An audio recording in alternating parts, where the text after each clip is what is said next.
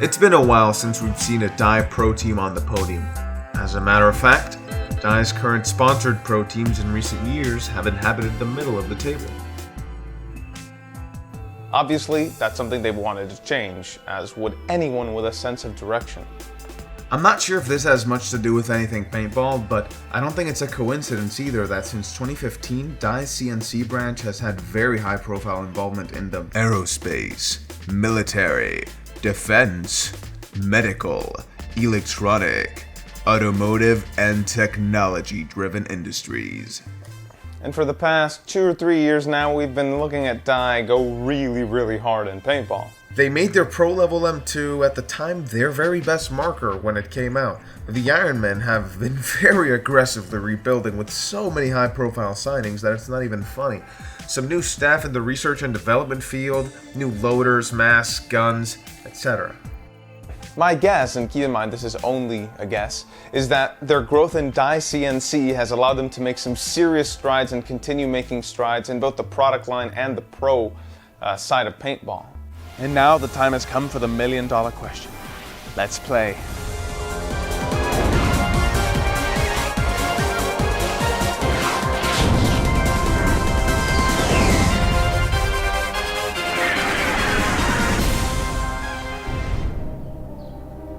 Are you prepared to hear the question? Good. For $1 million,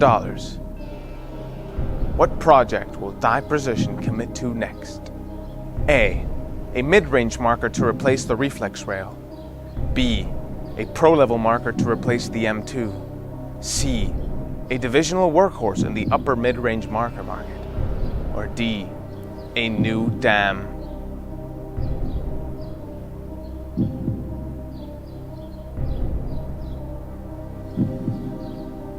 You have chosen C as your answer. Final answer?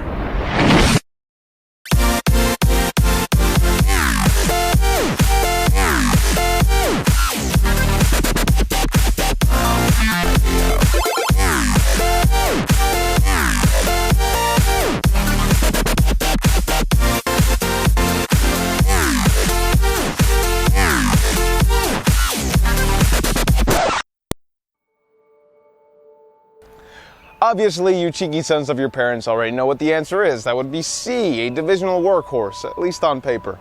And, I mean, it's not like it was an easy answer because the gun's already out, or because it's in the title, or because I have it in my hand. I digress. Anyway, when it came out, what gave away to me that this is a mid-range marker, at least an upper mid-range marker, is first the $900 price point. That was pretty self-explanatory.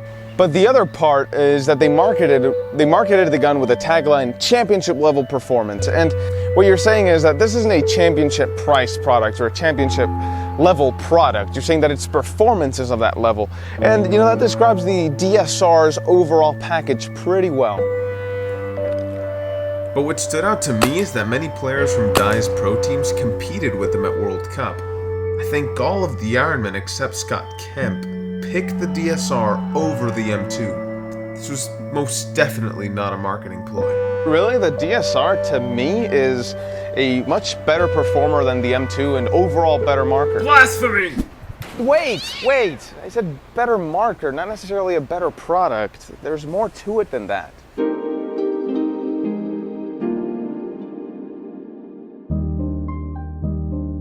If the marketing behind this gun, or the $900 price point, or me earlier in this video didn't give it away already, this is a mid-range marker. Now, I'm not saying it performs like a mid-range marker by any means. That's not what I'm saying.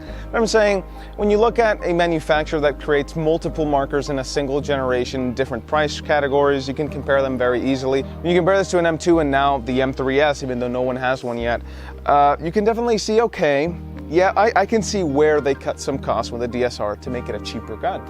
Time is money, and these guns clearly spend less time being machined compared to the M2s. This, in theory, allows Dye to make more guns for less, for both them and the consumer, but as a result, styling and finish isn't really something very extravagant.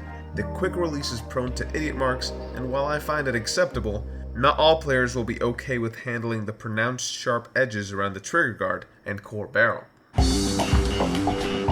Double Super kill. Kill-tacular. How did you do that? That was some of the most amazing paintball I've ever seen. Great job, DSR player. Another mid-rangey element with the DSR is the OLED.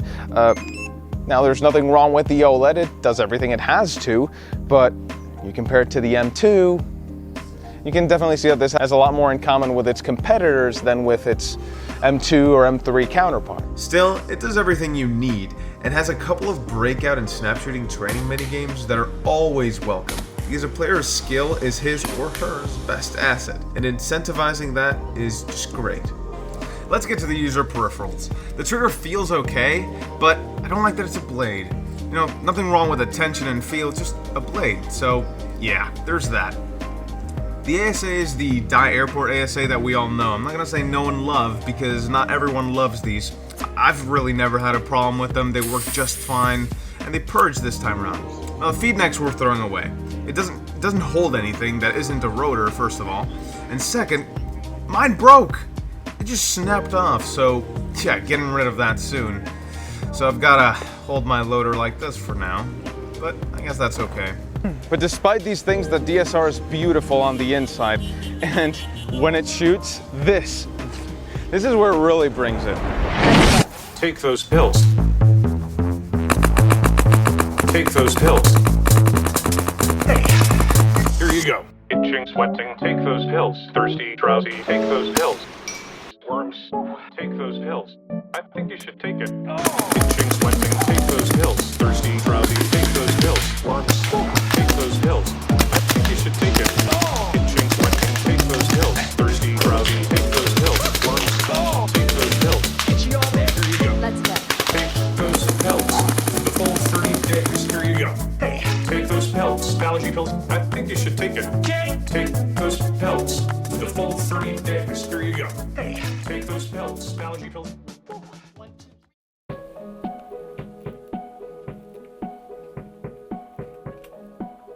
Speaking of hard, that is exactly what these grips are not. They're soft, comfy, hide some of your screws, but rip very easily, so be very cautious. We need to get through them to reach our regulator, which is now in the frame, like many other manufacturers are doing because it seems like it's becoming a new standard. The Hyper 6 reg finally uses a spring, and I don't know why it took 6 iterations to make this happen. Don't ask me because I really wouldn't know much about it, but still think it's ridiculous. But something I do know a couple things about is the toolless battery replacement system. It's not really toolless, more like coinful, but you get the idea. It's pretty simple. You've got access to your batteries and a frame screw. The other frame screw is right under the arc bolt's quick release, and there's the arc bolt. We'll get to it later. And there's your other frame screw. Once you take your second screw off, you just, boom, it comes apart just like that. Thanks to Die's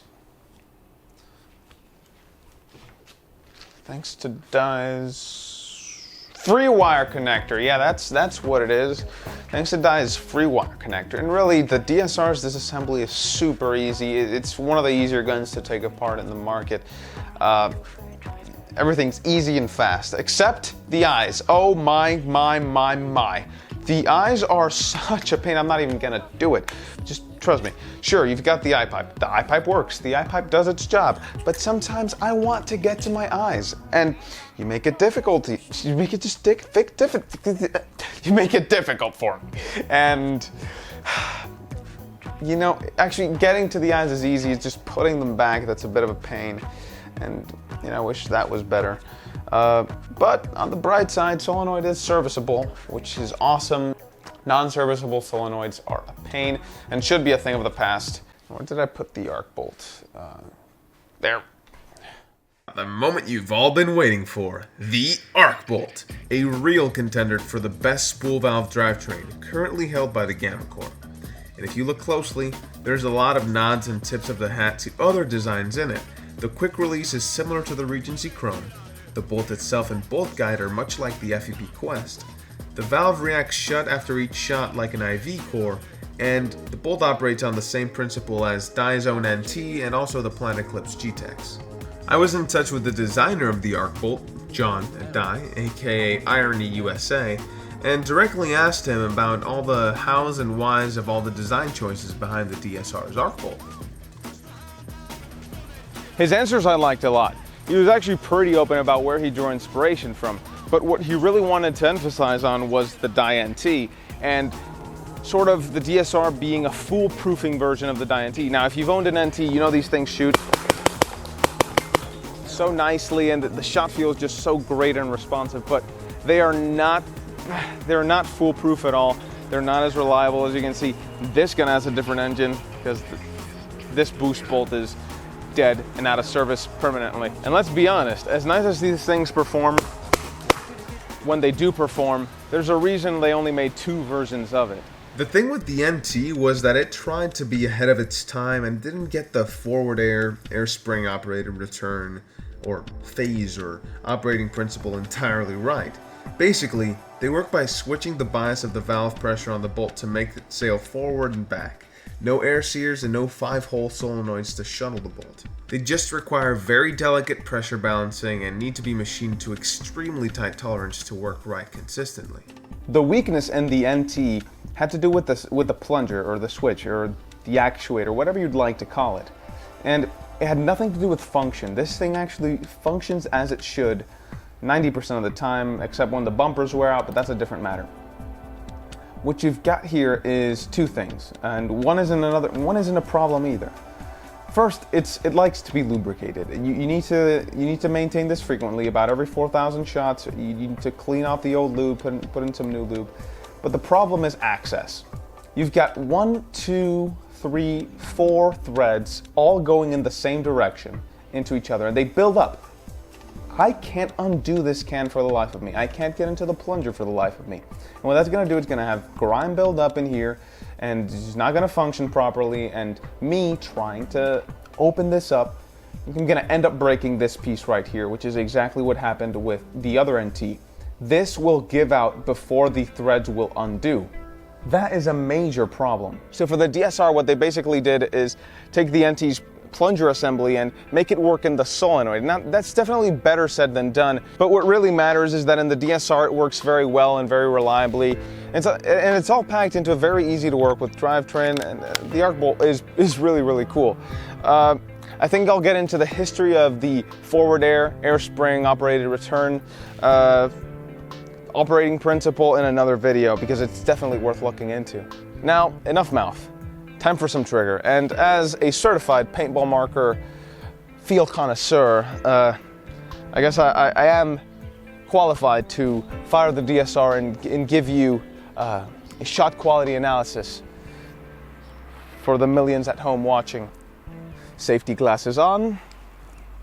Marker gassed. We do not have a loader because loaders mess with our perception of the shot, so off we go. Yes, I'm catching some hint of Luxish, but don't get me wrong, it's very fast. It's best way to say it. It's got a sustengo of a Lux. Yes, it is. A sustengo. So after you fire, I guess the right word would be the finish. The finish is a lot like a Lux. It lets you down very slowly, but the build up and release is much like I really do not wish to say axe, but it is somewhat but softer than an axe. It is immediate and it's powerful, but it is also gentle. Yes, that is the DSR.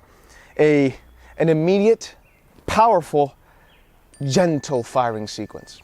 Shut the fuck up, phone.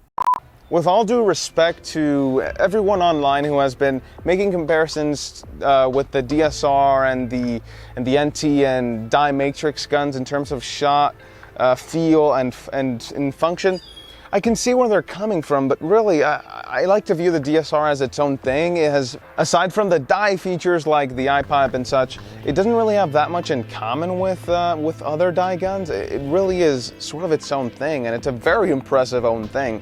And I really like it. I really like shooting it, but you know, as we usually say, none of that is worth anything if we don't take it to the field and try it out.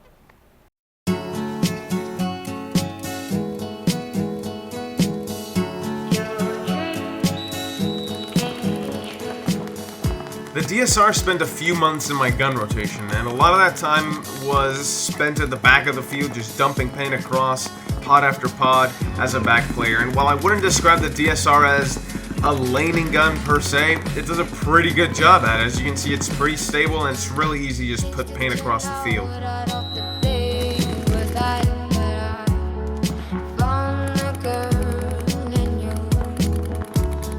Where the marker really excels is when you're getting into gun battles. The shot gives you this sort of positive feedback that just lets you want to get up close and personal, put streams up, and wait for guys to make mistakes and punish them. It's a brutal gun to shoot with and gun battle with, and really enjoyable. Maneuverability is great as well. It's very easy to point. The way they've set it up makes it really easy to just line guys up and light them up.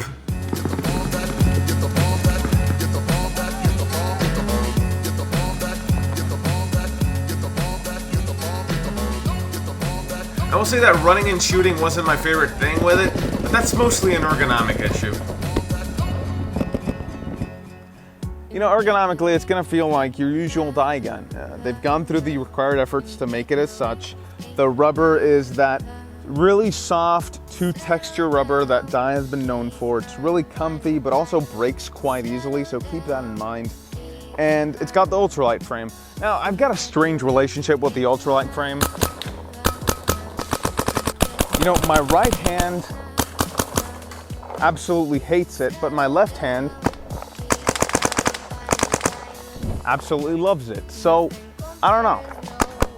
It's a strange relationship I've got with it, but regardless, I can shoot the thing. It's not like it's impeding me in any way. Don't get me wrong, while the UL frame might not be my cup of tea, a lot of guys really love it and excel with it on the field.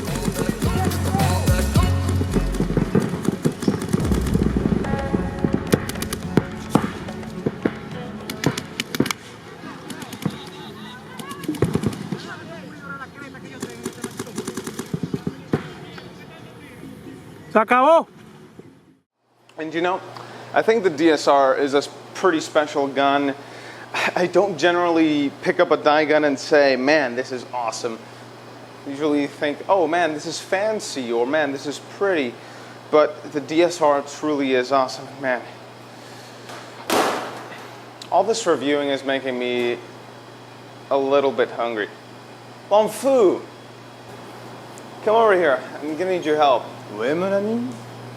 Dude, I was just wondering if you could help me out with some dinner, you know, being a world-renowned chef and all. Ah, pas problème. I think that'd be awesome. You okay with that? Je ferai un filet mignon. Alright, sweet. I'll come back in a few minutes. Don't do anything crazy, alright? Je ferai le filet mignon pour mon ami, les Mademans. Je suis chef Longfou. Ah, qu'est-ce que c'est? C'est ton camarade. What is this? Is this a camera? Must be in cooking show. Oh. Bienvenue à la cuisine de l'homme fou. Welcome to the homme fou's kitchen. We will make today filet mignon avec cannibale mignon. What is this? DSR, DSA. Qu'est-ce que je ferai avec ça? Ah, je ferai des tacos. I will make tacos avec this. C'est une bonne idée. Non, tacos. Quesadilla. Oui, c'est fantastique.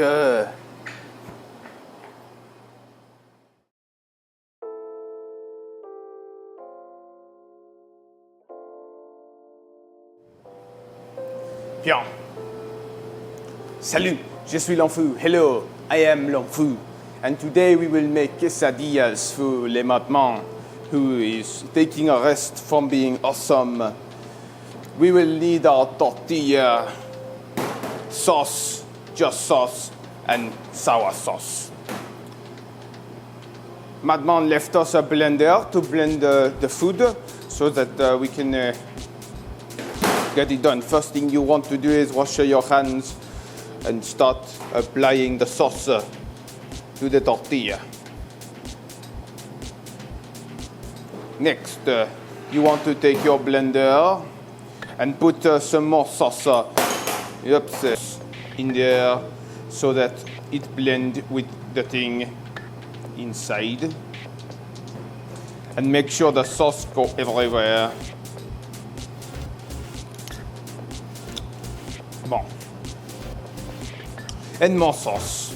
Just put sauce there so that the blender so the blades of the blender have all the power in them. Good. Next, we want to no, not this yet. We want to take our carne at our fromage, our chicken and our cheese, and we want to put it in hot box for 1 minute and make it all watery.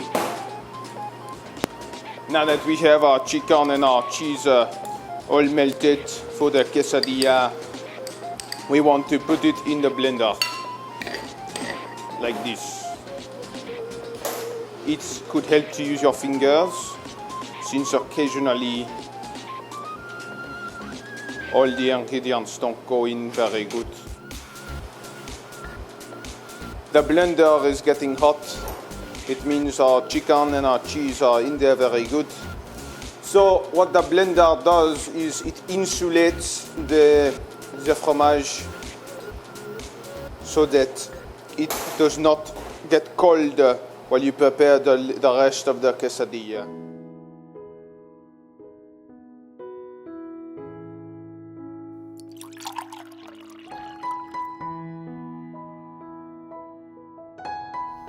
Well, Madman, you've earned this. Another video in the books. Boy, at this rate, we're gonna have 4 videos done this entire year. Isn't that amazing? Man, oh man. Well, here's to you and your ego, and your self-love, and all of the above. Oh, well, Food's live. Wonder how my dinner's going. We need to put more sauce in there. More sauce in there. What has he done to my gun? Bon, c'est plus bon. Man, I swear I'm gonna And shoot we that need to fake connect- Frenchie oh. with a... Ouais, les An airsoft tortillas gun. need some sauce. Very nice and soft. I smell very goodness. And some sauce, just sauce. No ketchup, just sauce, raw sauce. Good. Now we have power source for blender. And we will put the taco into the plate.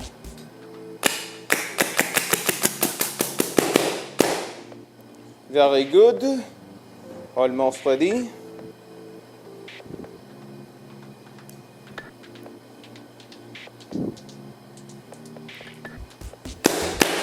Nope, I think that was all of it. As they say in American English, that is all she wrote. Smoky blender, very good blender. And we will put all of our remnants in there. Ah, madame! J'ai fait le dîner pour toi. Get out! Sacre-bleu, pourquoi? What are you... Bon, bon, Get bon. out! Just Ah. get out! What are you doing? Oh my... Get out! Dude, my gun better work. Ah, now I've got to clean the eyes. My gun better work.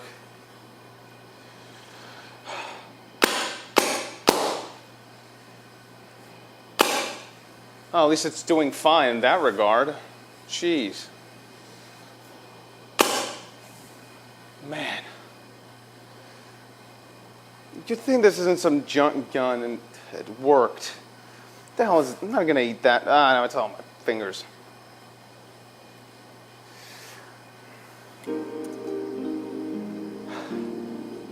Well, guys, I guess that's pretty much it. I'm sorry you had to witness that. Oh, the sauce is on point, though.